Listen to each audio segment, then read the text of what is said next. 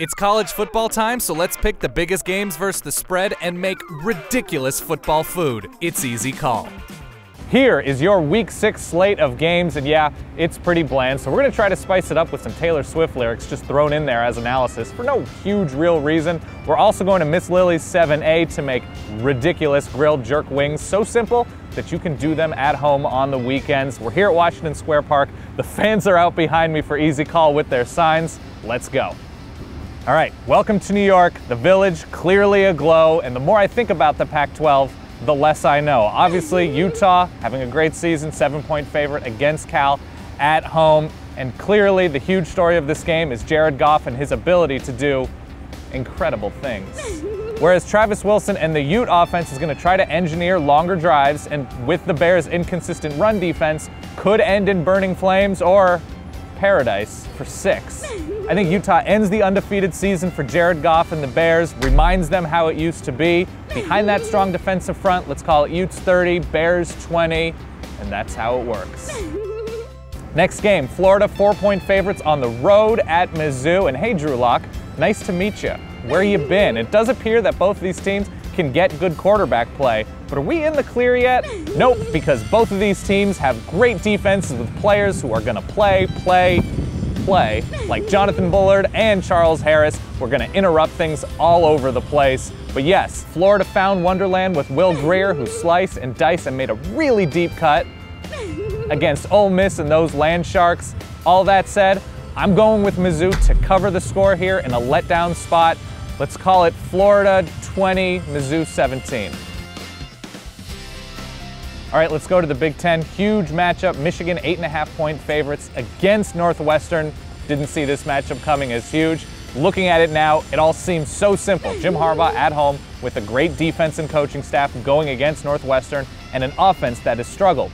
But I still don't fully trust Michigan's run blocking, and even though in my mind saying it's gonna be all right in Ann Arbor for the Wolverines, I don't think Jake Rudock is out of the woods yet. He's not in the clear. I'm gonna go 17-13 Michigan in a tight, ugly game.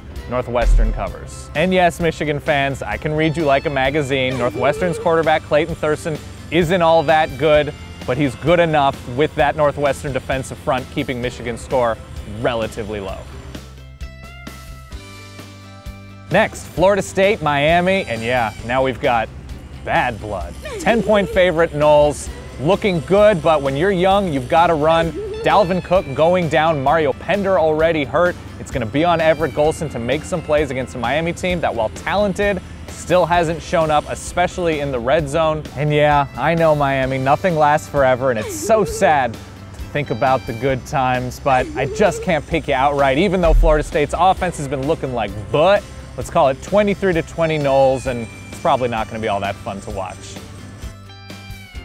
And finally, in the Big 12, West Virginia 7-point favorites against the visiting Oklahoma State Cowboys. Two decent enough teams, and Big 12 shootouts never go out of style, but with Big 12 refereeing, you got the screaming, crying, perfect storms. If you live like that, you live with ghosts.